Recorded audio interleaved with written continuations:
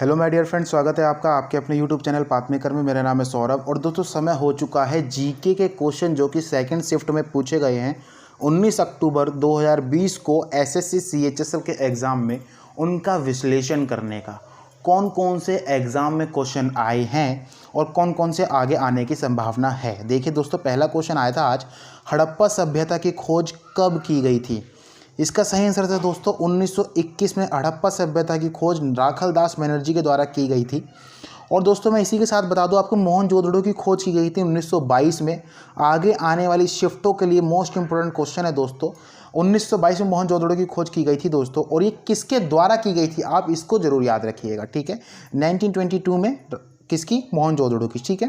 Question number 2 आया था दोस्तों, असम की सबसे महंगी महंगी बिकी चाय की कीमत कितनी है, मतलब कि ये कितने रुपए किलो बिकी है। दोस्तों असम की सबसे महंगी चाय जो इसकी नीलामी हुई है 50,000 रुपये प्रति किलोग्राम के हिसाब से हुई है, ठीक है। 50,000 रुपीज़ प्रति किलोग्राम की चाय के हिसाब से बिकी है असम की चाय। क्वेश्चन नंबर 3 दोस्तों, 15वें वित्त आयोग के अध्यक्ष कौन है। देखिए दोस्तों, आप हमारी पहली वीडियोस देख लीजिए, मैंने उसमें बात पहले ही बोली थी आपसे, जो कि भी ऑन पोस्ट जो भी हैं उनके बारे में आप याद कर लीजिए। देखिए 15वें वित्त आयोग के बारे में पूछ लिया गया है, वो कौन है दोस्तों, ये एनके सिंह हैं, ठीक है। कौन है दोस्तों? एनके सिंह 15वें वित्त आयोग के अध्यक्ष हैं, ठीक है। क्वेश्चन नंबर 4 है दोस्तों, कौन सी शॉर्टकट की इस्तेमाल की जाती है सेंटर अलाइन करने के लिए। दोस्तों ये होती है Ctrl+E, सेंटर अलाइन करने के लिए इस्तेमाल की जाती है, ठीक है। क्वेश्चन नंबर 5 दोस्तों, किसे भारत रत्न साथ में नहीं मिला है। देखिए दोस्तों, भारत रत्न किस किस को मिला है ये तो मैंने आपको इससे पहले शिफ्ट में ही पूछा गया था भी। ये कौन कौन सा था दोस्तों? एक तो प्रणब मुखर्जी को दिया गया था और एक नानाजी देशमुख को दिया गया था दोस्तों। और अगर हम बात करते हैं इन्हीं के साथ भूपेंद्र हजारिका को दिया गया था। तो दोस्तों एक चौथा ऑप्शन ऐसा था जिसको नहीं दिया गया था इनके साथ, वो जो भी था मुझे उसका नहीं पता ऑप्शन क्या था, लेकिन मेरे ख्याल से मुझे जो बताया गया था वो दोस्तों किसी फ्रेंड ने बताया, सचिन तेंदुलकर था एक ऐसे करके। सचिन तेंदुलकर को दोस्तों इनके साथ भारत रत्न नहीं इससे पहले मिला गया है, ठीक है, दिया गया। क्वेश्चन नंबर 6 है दोस्तों, द्रोणाचार्य अवार्ड की शुरुआत कब की गई थी। इसका सही आंसर है दोस्तों, द्रोणाचार्य अवार्ड की शुरुआत जो है 1985 में शुरुआत की गई थी दोस्तों, और ये सर्वश्रेष्ठ कोच को दिया जाता है, ठीक है। दोस्तों द्रोणाचार्य पुरस्कार पूछ लिया गया है, तो आप अब क्या कीजिए दोस्तों, अर्जुन पुरस्कार के बारे में पढ़ लीजिए, पुलित्जर पुरस्कार के बारे में पढ़ लीजिए। मैंने लास्ट वीडियो में ही बताया था कि आप पुरस्कार से रिलेटेड पढ़ लीजिए, ये क्वेश्चन 100% आगे आने वाले एग्जाम में पूछे जाएंगे। दोस्तों 2019 में भी द्रोणाचार्य का जो अवार्ड दिया गया है दोस्तों, वो आप ध्यान रखेंगे। अभी हमने इससे पहले थोड़े दिन पहले ही मैंने अपनी वीडियो डाली थी जिसमें मैंने आपको बताया था कि रामवीर सिंह खोकर किससे संबंधित हैं। वो क्वेश्चन आया था दोस्तों, कबड्डी से संबंधित थे, और इनको ही 2019 में द्रोणाचार्य अवार्ड सम्मानित किया गया था, ठीक है। क्वेश्चन नंबर 7 दोस्तों आया था, कौन सा ऑपरेटिंग सिस्टम नहीं है। तो देखिए दोस्तों, ऑपरेटिंग सिस्टम बहुत सारे होते हैं, जैसे कि एप्पल है, माइक्रोसॉफ्ट विंडोज़ है, मैकोस है, लिनक्स है, एंड्रॉयड है, इस तरीके के बहुत सारे होते हैं दोस्तों। उसमें एक ऑप्शन ऐसा था जो कि ऑपरेटिंग सिस्टम नहीं था, ठीक है। C++ दे सकता है वो आपको, या फिर कोई भी जावा दे सकता है, वो सभी क्या दोस्तों लैंग्वेज हैं, वो कोई भी ऑपरेटिंग सिस्टम नहीं, ठीक है। चलिए दोस्तों हम बात करते हैं क्वेश्चन नंबर 8 की। क्वेश्चन नंबर 8 है दोस्तों, 6 से 14 साल तक की उम्र के बच्चों के लिए निःशुल्क और अनिवार्य शिक्षा का प्रावधान किस अनुच्छेद के अंतर्गत दिया गया है। दोस्तों ये अनुच्छेद 21A के तहत दिया गया है, ठीक है। अनुच्छेद 21A में बताया गया दोस्तों, और इसी के तहत दोस्तों बताया गया था कि 6 से 14 साल तक के उम्र के जो बच्चे उनको निःशुल्क और अनिवार्य शिक्षा का प्रावधान दिया गया है, ठीक है।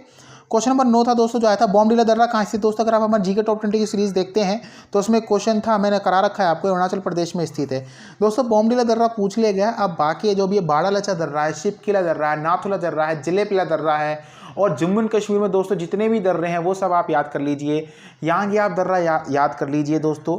और उत्तराखंड में दोस्तों रोहतांग दर्रा, हिमाचल प्रदेश के बारे में जो भी आपके पास जितने भी दर्रे आपको पता हैं, रोहतांग दर्रा तो आप जरूर ही याद कर लीजिए, क्योंकि यहाँ पे अभी अटल सुरंग का उद्घाटन किया गया, ये भी आपसे पूछा जा सकता है, ठीक है। हिमाचल प्रदेश में रोहतांग दर्रा। क्वेश्चन नंबर 10 आया था दोस्तों, सैला लोक नृत्य का संबंध किससे है। दोस्तों इसका आंसर है छत्तीसगढ़ से संबंधित है सैला लोक नृत्य। क्वेश्चन नंबर 11 दोस्तों, द्वितीय मराठा एंग्लो युद्ध कब हुआ था। दोस्तों ये हुआ था दोस्तों 1802 से लेकर के 1805 तक हुआ था द्वितीय एंग्लो मराठा युद्ध। देखिए दोस्तों आप इसको, अब द्वितीय एंग्लो मराठा युद्ध आ गया दोस्तों। एंग्लो मैसूर युद्ध याद कर लीजिए आप, प्रथम एंग्लो मैसूर युद्ध, द्वितीय एंग्लो मैसूर युद्ध, तृतीय एंग्लो मैसूर युद्ध, ठीक है। चौथा एंग्लो मैसूर युद्ध कब कब हुआ था, और प्रथम एंग्लो मराठा युद्ध भी आप याद कर लीजिएगा। क्वेश्चन नंबर 12 दोस्तों, कौन सा उत्सर्जी अंग है। देखिए दोस्तों वहाँ पे एक ऐसा अंग था जो कि उत्सर्जी अंग नहीं था, और मतलब 3 ऐसे थे दोस्तों जो नहीं थे और एक ऐसा था जो उत्सर्जी अंग था, तो वो कौन सा था दोस्तों? उसका आंसर था स्किन। ठीक है, स्किन ऐसा था जो कि उत्सर्जी अंग था, बाकी दोस्तों 3 ऐसे नहीं थे उत्सर्जी अंग। क्वेश्चन नंबर 13 आया था दोस्तों, तीसरे खेलो इंडिया यूथ गेम का आयोजन कहाँ किया गया था दोस्तों? देखिए, थर्ड खेलो इंडिया यूथ गेम का उद्घाटन जो किया गया था आयोजन, वो किया था दोस्तों असम के गुवाहाटी में। ठीक है, असम से रिलेटेड दोस्तों क्वेश्चन बन रहे हैं। असम का नृत्य भी पूछ लिया गया, बिहू।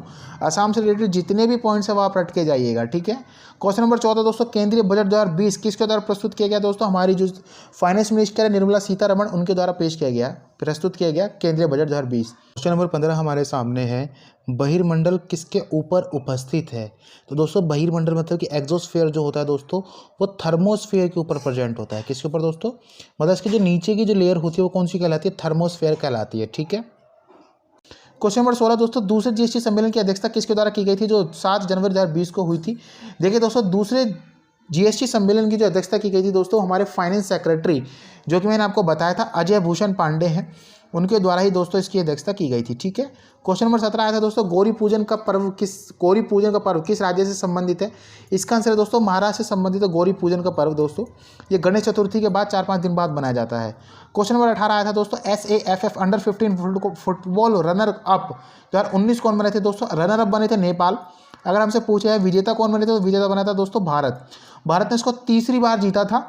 किसको? SAFF और football runner up football championship 2019 जो जीती है वो भारत ने जीती है। ठीक है दोस्तों, अगर हमसे पूछ लिया जाए SAFF क्या है, तो दोस्तों SAFF है साउथ एशियन फुटबॉल फेडरेशन। ठीक है, क्वेश्चन नंबर 19 आया था दोस्तों, नए मोटर वाहन अधिनियम के तहत हिट एंड रन के अंतर्गत कितने रुपए का फाइन लगाया जाता है? देखिए दोस्तों, पहले दोस्तों जो जिनकी भी हिट एंड रन में मृत्यु हो जाती थी उसके तहत दोस्तों फाइन 25,000 रुपये का मुआवजा मिला करता था दोस्तों पीड़ित परिवार को, लेकिन अब दोस्तों उसको बढ़ा करके 2 लाख का कर दिया गया है। और अगर दोस्तों सीरियस इंजरी हो जाती है किसी को, तो उसके तहत दोस्तों पहले 12,500 रुपये का मुआवजा दिया जाता था, लेकिन अब 50,000 का कर दिया गया उसको नए मोटर वाहन अधिनियम के तहत दोस्तों।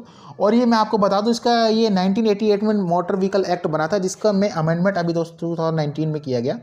और इसी के तहत दोस्तों क्या किया गया मैंने आपको बताया ही है। इसके तहत दोस्तों आप हेलमेट का और याद रख लीजिएगा, जो कि कॉमन है, आगे पूछा जा सकता है। हेलमेट ना पहनने पर 1,000 रुपये का जुर्माना, या फिर इसके साथ साथ ये भी हो सकता है कि 3 महीने के लिए आपका लाइसेंस सस्पेंड कर दिया जाए। और ड्राइविंग लाइसेंस के बिना व्हीकल चलाने पर 5,000 का चालान होता है। ठीक है, क्वेश्चन नंबर 20 दोस्तों आता है, नसीम अल बहर अभ्यास में ओमान के कितने युद्धपोतों ने या फिर नवल जहाज़ों ने, मतलब नेवी जहाज में भाग लिया था? तो दोस्तों ओमान के 2 और भारत के भी 2, ये इंडियन नवल एक नेवी एक्सरसाइज थी जिसमें 2-2 युद्धपोतों ने भाग लिया था। तो दोस्तों भारत की तरफ से व्यास और समुद्रा ने भाग लिया था। ठीक है, क्वेश्चन नंबर 21 है दोस्तों, दूसरा एंग्लो मैसूर युद्ध कब हुआ था दोस्तों? ये हुआ था 1780 में, 80 से लेकर 1784 में। ठीक है, आप ध्यान रखेंगे दोस्तों। और इसी में दोस्तों मंगलूर की संधि हुई थी एक। ठीक है, आगे बढ़ते हैं दोस्तों। क्वेश्चन नंबर 22 आया था दोस्तों, शिक्षा का अधिकार किस अनुच्छेद में दिया गया दोस्तों? अनुच्छेद 21A में दिया गया। ठीक है, right to education. Question number दोस्तों ये 22 तक ही हमें मिल पाए थे। क्वेश्चन नंबर 3 जो है दोस्तों 23, 24, 25 हमें नहीं मिल पाए। अगर आपके पास वो हो तो कमेंट सेक्शन में कमेंट करके हमें बताइएगा, ताकि और बच्चों का भी फायदा हो सके। तो चलिए दोस्तों, आज की वीडियो यहीं पे समाप्त होती है। आपको वीडियो कैसी लगी कमेंट सेक्शन में कमेंट करके जरूर बताइएगा, हमें आपकी कमेंट का इंतजार रहेगा। विदा लेते हैं आपसे दोस्तों, मिलेंगे अपनी नेक्स्ट वीडियो में, तब तक के लिए धन्यवाद। थैंक्स फॉर वॉचिंग गाइस, जय हिंद।